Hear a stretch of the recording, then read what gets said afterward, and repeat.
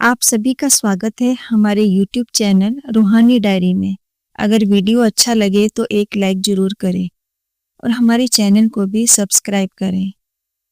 कभी कभी सब कुछ होते हुए भी एक भीतर अजीब सी खाली जगह रह जाती है। आप हंसते हैं, काम करते हैं, लोगों से मिलते हैं, लेकिन अंदर कुछ है जो लगातार अधूरा महसूस करता है।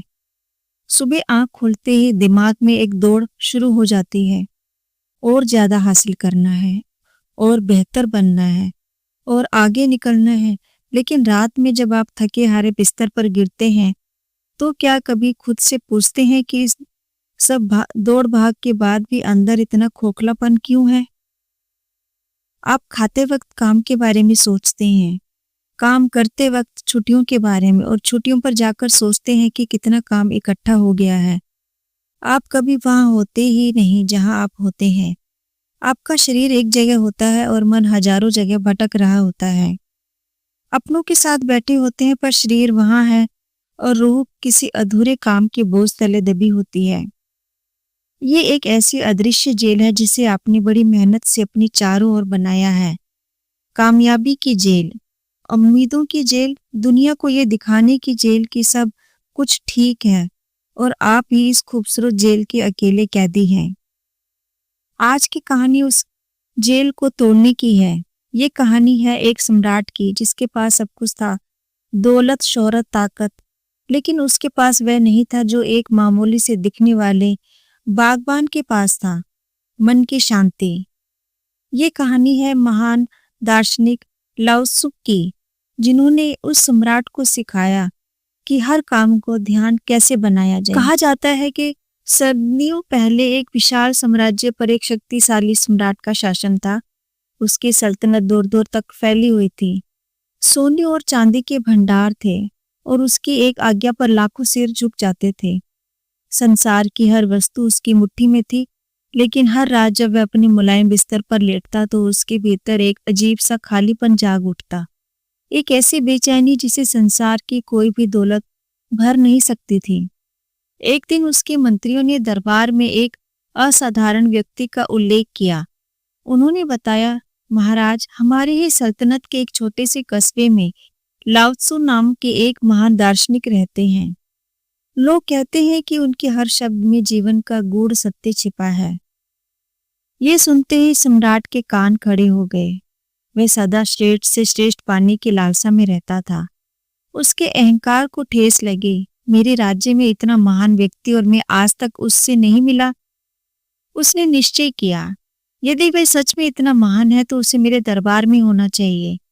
मैं स्वयं जाकर देखूंगा कि इस लाओ त्सु में कितनी सच्चाई है। अगले ही दिन सम्राट का काफिला उस कस्बे से निकल पड़ा। ये केवल एक भौतिक यात्रा नहीं थी, ये उसके अहंकार की भी यात्रा थी।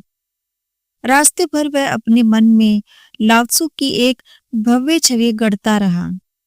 एक विशाल आश्रम, सैकड़ों शिष्य, ज्ञान की आभा और तेज से चमकती आंखें। वह उनसे मिलने नहीं, उन्हें परखने जा रहा था। शाम ढलते ढलते काफिला उस कस्बे के पास पहुंचा, लेकिन वहां ना कोई भव्य आश्रम था, ना शिष्यों की भीड़। केवल एक साधारण सी झोपड़ी और उसके बाहर एक छोटा सा बगीचा। बगीचे में एक वृद्ध व्यक्ति मिट्टी में सने हाथों से पौधों की देखभाल कर रहा था। उसके पैर नंगे थे और चेहरे पर गहरी शांति झलक रही थी। सम्राट अपनी स्वर्ण जड़ित पालकी से उतरा। रेशमी वस्त्र और बहुमूल्य आभूषण उस साधारण वातावरण में अटपटे लग रहे थे। उसने उस वृद्ध बागवान को देखा और अधिकार भरे स्वर में पूछा, मैं सम्राट हूँ, मुझे लाओ त्सु से मिलना है, बताओ वे कहाँ है? वृद्ध ने अपना काम रोक दिया, माथे का पसीना पोंछा और अत्यंत विनम्रता से सम्राट की ओर देखा। उसकी आंखों में न भय था, न लालच, केवल गहरी शांति। उसने कहा, महाराज, आप भीतर पधारिए, मैं अभी लाओ त्सु को बुलाकर लाता हूँ। सम्राट झोपड़ी के भीतर चला गया। अंदर ना कोई वैभव था, ना सजावट, केवल एक चटाई, एक मिट्टी का घड़ा और शांति से भरा हुआ मौन।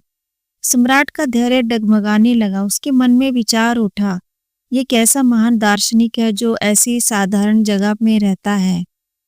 कुछ देर बाद वही वृद्ध भीतर आया। उसने हाथ पांव धो लिए थे, पर उसके वस्त्र वही साधारण थे। उसने सम्राट को प्रणाम किया। सम्राट चौंक कर बोला, मैंने तुम्हें लालसू को बुलाने के लिए बोला था, तुम स्वयं आ गए। वृद्ध मुस्कुराया और बोला, महाराज क्षमा करें, वही लालसू मैं हूँ। वह बगीचे में थोड़ा काम कर रहा था, इसलिए पहचान में भूल हो गई। यह सुनते ही सम्राट के पैरों तले जमीन खिसक गई। जिसके लिए उसने महान आश्रम और दिव्य तेज की कल्पना की थी, वह तो एक साधारण बागवान निकला। उसका अहंकार, उसकी सारी धारणाएं एक क्षण में टूटकर बिखर गई। कुछ संभल कर सम्राट ने कहा, मैंने सुना था कि आप इस राज्य के सबसे असाधारण व्यक्ति हैं। मैं आपसे आत्मज्ञान का रहस्य जानने आया हूँ। आपके पास ना शास्त्र है ना पुस्तकें, फिर भी आंखों में अद्भुत शांति है। ये शांति आपको कैसे मिली? लाओसू की मुस्कान और गहरी हो गई। उन्होंने सम्राट के भीतर चल रहे तूफान को पहचान लिया था। वे बोले, सम्राट, इस शांति का रहस्य शब्दों में नहीं बताया जा सकता, इसे अनुभव करना पड़ता है। यदि तुम सच में जानना चाहते हो तो कल सूर्योदय से पहले यहाँ आ जाना। सम्राट उस रात को सो नहीं पाया। उसका मन प्रश्नों से भरा हुआ था। लाओसू मुझे क्या सिखाने वाले हैं? क्या कोई गूढ़ मंत्र, कोई विशेष साधना? उसके भीतर की बेचैनी और बढ़ गई। वह जो संसार को जीत चुका था, आज अपने ही मन से हारता हुआ लग रहा था। अगली सुबह सूरज की पहली किरणों के साथ ही सम्राट उस झोपड़ी के बाहर उपस्थित था। रात की थकान उसके चेहरे पर थी, पर आंखों में एक नई जिज्ञासा चमक रही थी। लाओत्सु पहले से ही बगीचे में थे। उन्होंने सम्राट को देखकर शांत स्वर में बोला, आओ सम्राट, आज तुम्हें उत्तर मिल जाएगा। उन्होंने पास रखे घड़े और पानी के जग की ओर संकेत किया। बगीचे में छोटे छोटे पौधों की कतारें लगी थी। लाओत्सु बोले, इन छोटे छोटे पौधों में धीरे धीरे पानी डालो, एक एक करके, लेकिन एक शर्त है। पानी डालते समय तुम्हारा पूरा ध्यान केवल पानी और पौधों पर होना चाहिए। कोई दूसरा विचार आए तो वहीं रुक जाना और फिर से पहले पौधे से प्रारंभ करना। सम्राट के चेहरे पर हल्की सी मुस्कान आ गई।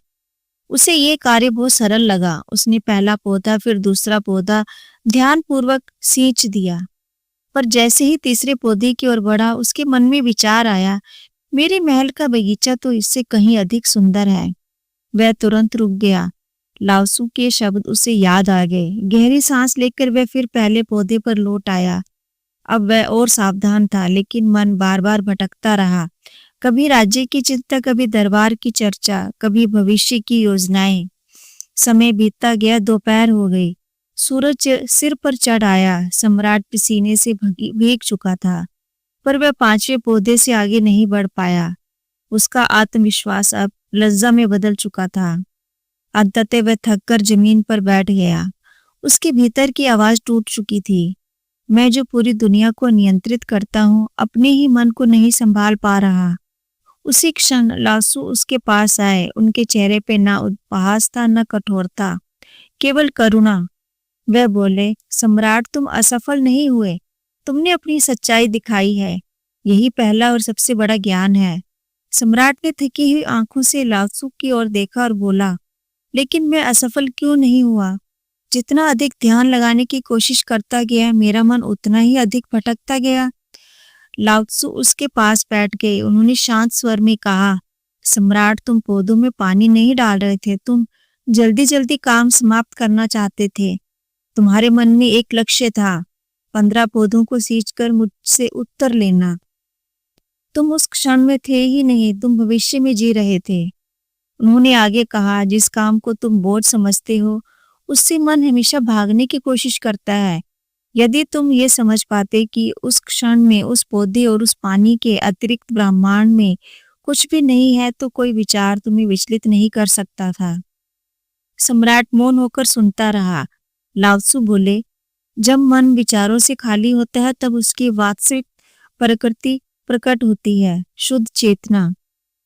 उसी चेतना में किया गया हर साधारण काम असाधारण बन जाता है। वही शांति है, वही ज्ञान है जिसे तुम खोज रहे हो। सम्राट ने संदेह से पूछा, ये सब सुनने में अच्छा लगता है, पर क्या इसके लिए मुझे सब कुछ छोड़कर जंगल में तपस्या करनी पड़ेगी?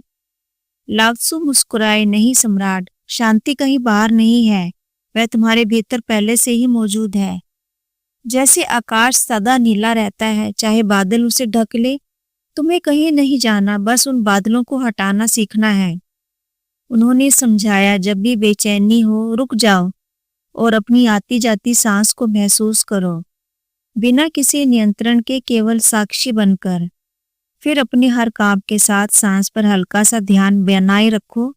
सांस तुम्हारे लिए लंगर की तरह काम करेगी और मन को वर्तमान के तट पर वापस ले आएगी। लाओ त्सु की बातों ने सम्राट के भीतर कुछ खोल दिया। उसे पहली बार समझ आया कि वह ज्ञान को बाहर खोज रहा था, जबकि वह उसके भीतर ही छिपा था। वह शांति को महलों और आश्रमों में ढूंढ रहा था, जबकि वह एक साधारण पौधे को पानी देने में ही मौजूद थी। सम्राट कुछ देर मौन बैठा रहा। उसके भीतर वर्षों से जमा शोर जैसे जैसे धीरे धीरे शांत होने लगा था। उसने बगीचे की ओर देखा। वही पौधे, वही मिट्टी, वही पानी, पर अब उसकी दृष्टि बदल चुकी थी। सम्राट कुछ देर मौन बैठा रहा। उसके भीतर वर्षों से जमा शोर धीरे धीरे शांत होने लगा था। उसने बगीचे की ओर देखा। वही पौधे, वही मिट्टी, वही पानी, पर अब उसकी दृष्टि बदल चुकी थी। उसे पहली बार समझ आया कि अंदर बाहर नहीं, देखने वाले के भीतर होता है। उसने लाओ त्सु से कहा, अब मुझे भेद समझ में आ रहा है। मैं हर काम में मैं को आगे रख रहा, मैं कर रहा हूँ, मुझे चाहिए, मुझे पाना है। यही मैं मुझे वर्तमान से दूर ले जाता रहा। लाओ त्सु ने सिर हिलाया। जब कर्ता का भाव प्रबल होता है तब मन बंध जाता है। जब कर्ता पीछे हट जाता है तो कर्म स्वयं ध्यान बन जाता है। उसी अवस्था को तुम शांति, आनंद या आत्मज्ञान कुछ भी कह सकते हो। सम्राट उठा और पहली बार बिना किसी लक्ष्य के, बिना किसी जल्दी के एक पौधे के पास गया। उसने जग उठाया। इस बार उसके मन में ना महल था, ना राज्य, ना भविष्य, केवल पानी की धार थी, मिट्टी की सौंधी गंध थी और पौधा था।